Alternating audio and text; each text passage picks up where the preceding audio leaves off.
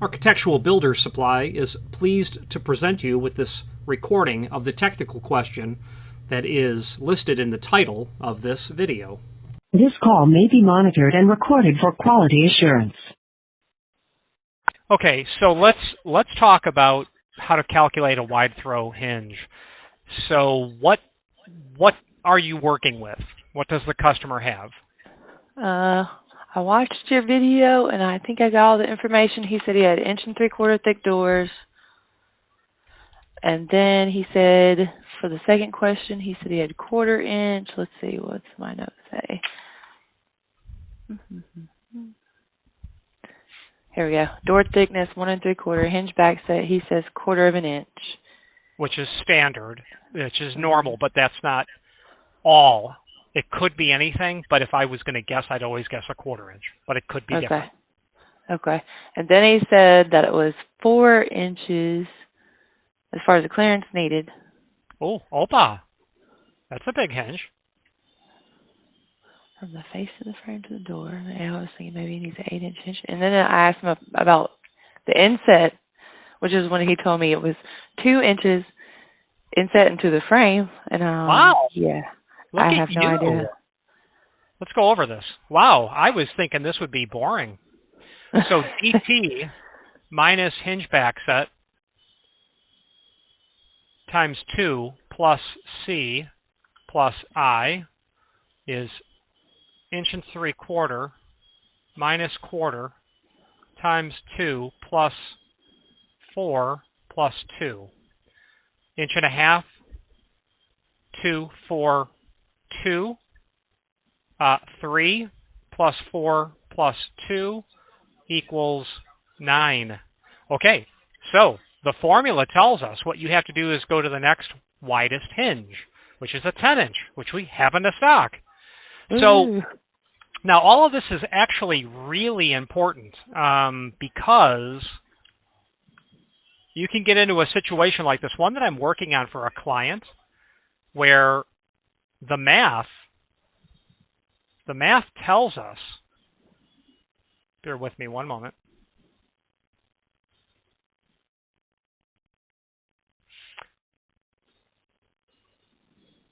The math tells us a really particular thing. So why are we so hung up about this stuff? Well, you know why? Because if we want it to work, this client wants it to. This client wants his door to swing right. So if we don't have the right dimensions, guess what? The door ain't going to swing right. Mm-hmm. So this is an actual order that I placed for a client. This is an actual order that a client placed. These are 5 by 12 hinges. These are 12-inch wide hinges. So, and this is a scenario not unlike your customers in the sense that we could redraw that in AutoCAD where we'd have 4 inch out here and then the door would be kicked in 2 inch. But that's exactly why. So at the end of the day, there's really no way around a 10-inch wide hinge if the client wants the door to go to 180 degree. But it is literally that formula, and I personally can find this wide throw formula in other catalogs. I like the Stanley one because 30 plus years ago, that's where I first encountered it. So I've always just used this 2010 Stanley catalog. So, but that's the formula. And this is, you don't have to remember it. I remember it because I think about it often. But you'll go back to the Stanley catalog and you'll plug in the numbers and you're going to get to 9 inch. And the formula says, the rule says go to the next larger standard hinge width. So in terms of what we do, it would be a WT-BB 1168 most likely. Let's take a look. Hager. Now I'm going to take that and off screen, I'm just going to pump that in and check inventory. So yeah. So if the client wants satin chrome or black, I'm sorry, in 10 inch we have only satin chrome, meaning more than one. I've got some black on order. So we've got WT-BB 1168. Here, I'll just show you. 1168, it's right, this one here. 5 by 10. They're a fortune. We've got 6 in stock. They're a fortune, but that's what they are. They're absolutely custom-made hinges. Okay. Now, there is something muy importante that you have to be aware of. And what that is this. So, rotate, select object, enter. Select your base point here. So what happens is, now this is a 5 by 12, but what happens here is right there, that dimension is thinner than a kick plate. So that's not going to work. Now, a 10-inch is probably going to be okay with a standard margin. However, you've got to tell the client, before you order these, you must understand that very likely an accommodation to the gap, to the margin between the edge of the door and the frame is going to need to be made, because right here, what we have is 1/8 of an inch. That's not going to work with a 12-inch wide hinge. Not going to work. No chance. And actually, this happens to be a 3/16. It happens to be like a 90, like a 4-degree bevel on here, which is more aggressive than standard. So now I have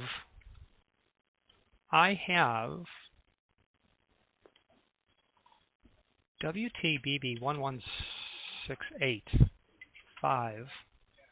I'm pretty sure I have a video showing that, but I don't see it here. I wonder, maybe I've not. Let me take a look.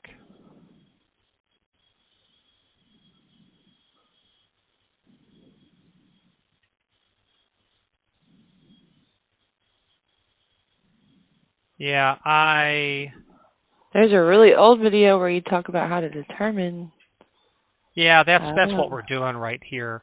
But there's a video that I have.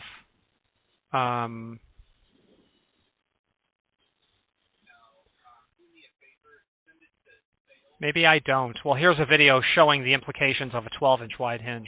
But I would be happy to AutoCAD for the client what it would be, just like I demonstrated here for a 10-inch wide, so he knows or she knows exactly what to deal with here.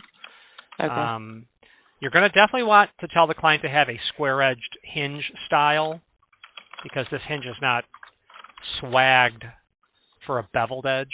You're going to want a square hinge style and something over here. So if the client orders them, I'll go through this exercise with them. And all I would actually do it right now. Are you kidding me? What are you talking about, Willis?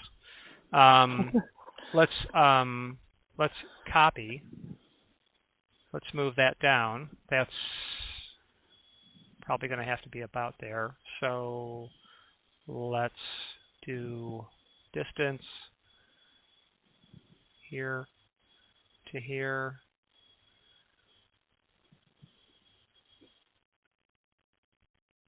Measure distance here. 5 1/8. Close enough, right? So let's rotate. So all I've done now is I'm changing the pivot point. Select object, enter. Let's go, that would be about the center. Let's go one line below. Let's talk about it. Yeah. Yeah, it's still going to be really, really tight. Distance. Turn that off. Yeah, that's what's there is the thickness of a residential hinge. It's not enough. So in my opinion, the client would need two things. Make sure he has a square edge door, 1/8 inch margin over here, square edge door, a square edge on the hinge style. And then I would make my pre-fit on the lock side 3/16. Okay. So a 3/0 door, a 3/0 is going to need to be 35 and 11/16. So just slightly smaller. Actually, yeah, because this is a heavier bevel than standard. The point of the matter is the client will have to do something regarding that. Otherwise, it may not work or it's going to rub. and let the client know that I'm happy to go over this to make sure that he's building the door correctly. Or if he's got a door now, to let him know up front, expect that might rub a little, and what he could possibly do is mortise the hinge deeper over here, like an additional 16th, to suck the door closer to the hinge jamb, finding a 16th here, which is going to give it to you over here. Okay. So that's another option. You know, $184 a hinge times 3, 4, whatever it is. Yeah, so door's got to be made right. Okay. Cool. Awesome. Does all that make sense? Yes. Do you have any questions about that? Not at this time. Thank you. Will you leave much. me a 5-star Google review? Always. Awesome. All cool. right. I'll talk to Thank you. Bye. Bye. All right. Bye.